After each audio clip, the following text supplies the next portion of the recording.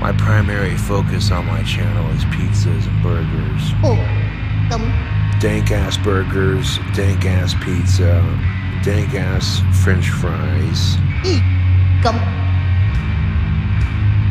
That's no different than calling a gay person a fag. All women are just sluts and bitches. You can't trust them. If I couldn't take a damn joke, then why would I make fun of my Asperger's every time I fart? What monstrosity have I concocted? Oh, hey guys! See, I bet you didn't believe me at the end of that last episode. I put that little text thing, said that I'm gonna try and do some more extreme stuff that next week. Fuck, can't talk, but yeah, we're gonna go like really fucking extreme because we're doing Kataklysm. Y'all ever heard of Kataklysm? 아, 회의해야 되는데 챙댕이 또 어디 갔어? More like Kataklysm. How dare you? How dare you? Listen, buddy, I'll have you know that, at least on the albums that I enjoy, Kataklysm were a great fucking band. I got into them very early in my death metal career, back when I was causing problems on the Nile message board. Remember message boards, guys? That was a long-ass time ago. I was still in, like, high school, and I was just getting into death metal. Like, I knew, like, the Berserker, Nile, Morbid Angel, and, like, Behemoth, and that was it. And someone played some Kataklysm for me.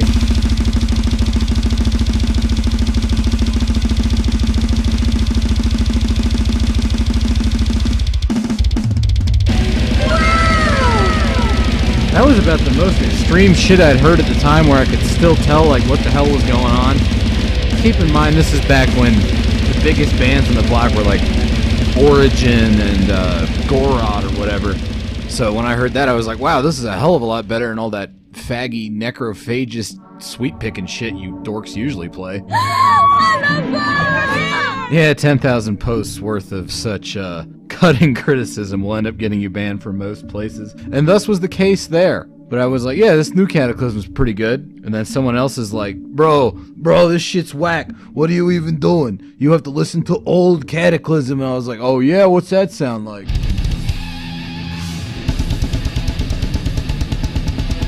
Them drums, though. Oh, gee, what do you know? It's the most insane sounding stuff ever, but in a good way.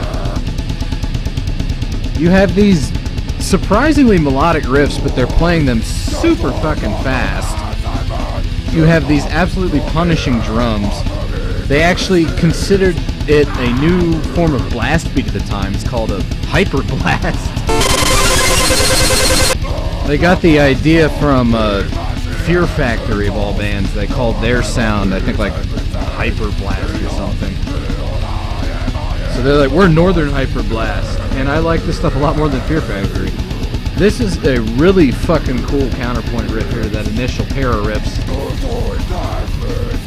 And like, if you were to tab these out, it looks like melodic death metal, but the very chaotic way in which they're slapped together, and how fast they're playing everything, and most importantly with those insane fucking vocals over it. You're not going to mistake that for your garden variety melodic death metal. These guys had an utterly unique sound back in the day. That's from their second album. It came out in 1998. It was called Temple of Knowledge. And the further you go back in their career, the more bizarre and insane they get. For instance, check out their first EP, The Mystical Gate of Reincarnation. They got this weird, I guess if you were Varg, you would call it an anti-solo, just more of a repeated guitar melody over a bed of noise, with some very noisy bass that's about to provide its own little solo. This little trade-off we've cut in the middle of it, they've been going back and forth like this for the past 2 minutes. It's fucking bonkers, dude. I love it. It's just so weird. This like super loud bass sound playing drone notes during the solos, and then when it's time to solo, then it goes blah, blah, blah, blah, blah. Some great vocals from Sylvain Hood, which I'm sure I butchered that name, sorry, I'm not good at French. This is just, nothing really sounds like this stuff. I guess you could say it's very Canadian sounding, somewhat comparable to like the most bizarre forms of war metal like Blasphemy and such. But even then, these guys are in a league of their own when it comes to this bizarre sound they've got going, man. Hope you're ready for a drum solo there, co-host Chan. Oh, don't be a brat. Besides, what comes after this pummeling assault may surprise and or shock you. Wow. Right? This is pretty nuts stuff. It's like the most intense version of suffocation, and then just completely unhinged and insane. And then a doom riff. Oh wait, never mind. There's more wacky suffocation stuff. Early Kataklysm is all about long songs with lots of twists and turns and just crazy things going on.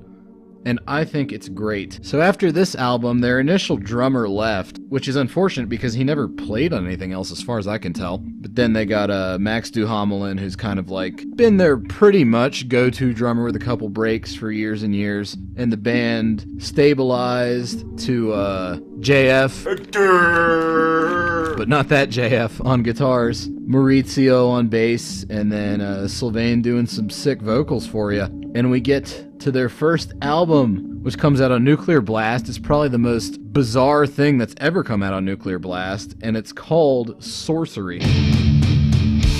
This one's called Whirlwind of Withered Blossoms, but more accurately it's called The Rebirth Vortex of Creation, Chapter 2, Forgotten Ancestors, Whirlwind of Withered Blossoms.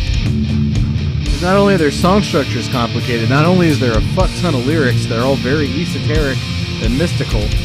Even their song titles gotta be organized into like mini suites and whatnot. It's all kind of a part of their overall aesthetic, and that all comes from their vocalist Sylvain.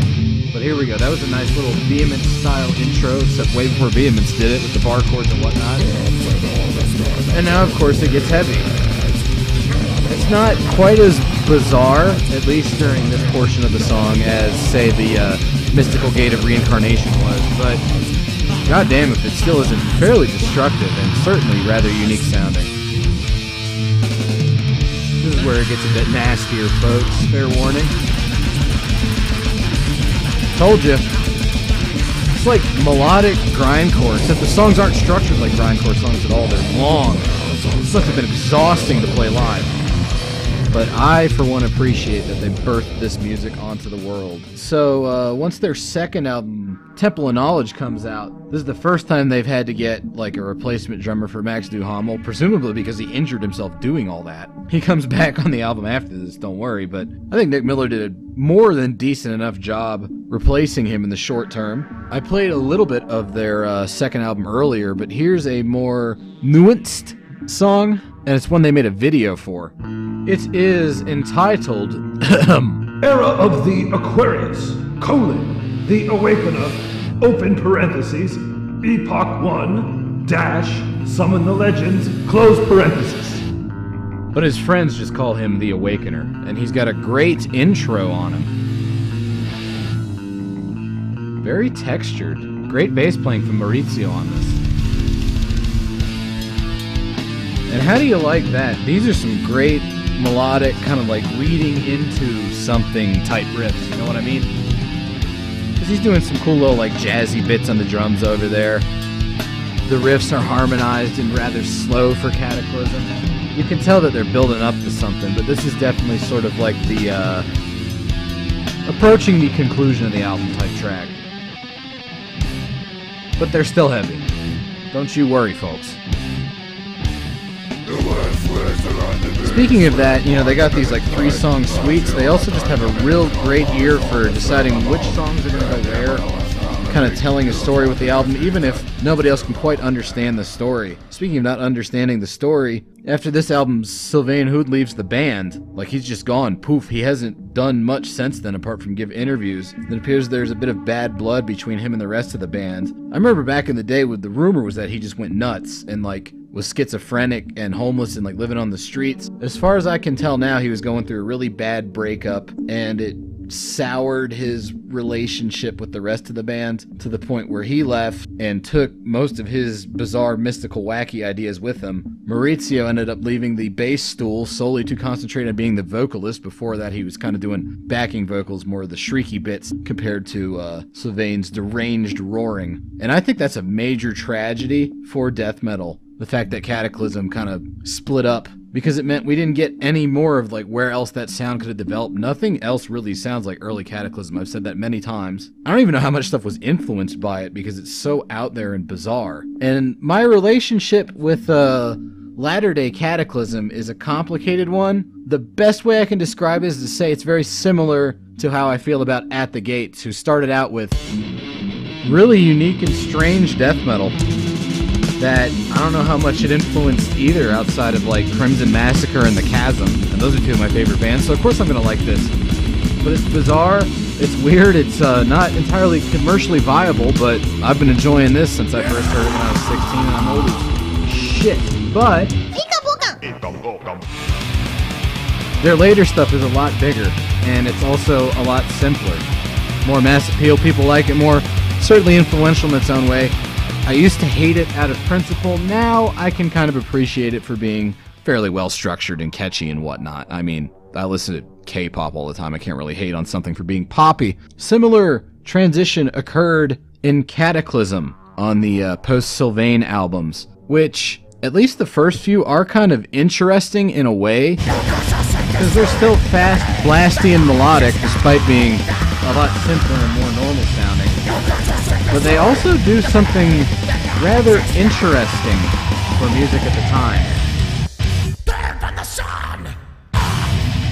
So we have fast-paced melodic bits going into noisy breakdowns.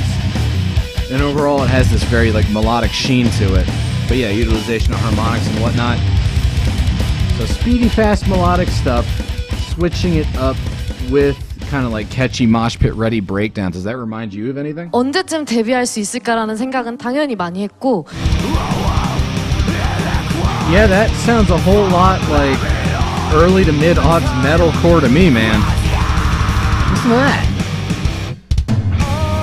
Like, obviously Kataklysm didn't have the clean vocals like Killswitch does, but if I were to just describe the structural elements of this music, it's pretty darn similar to Kataklysm, just not as extreme.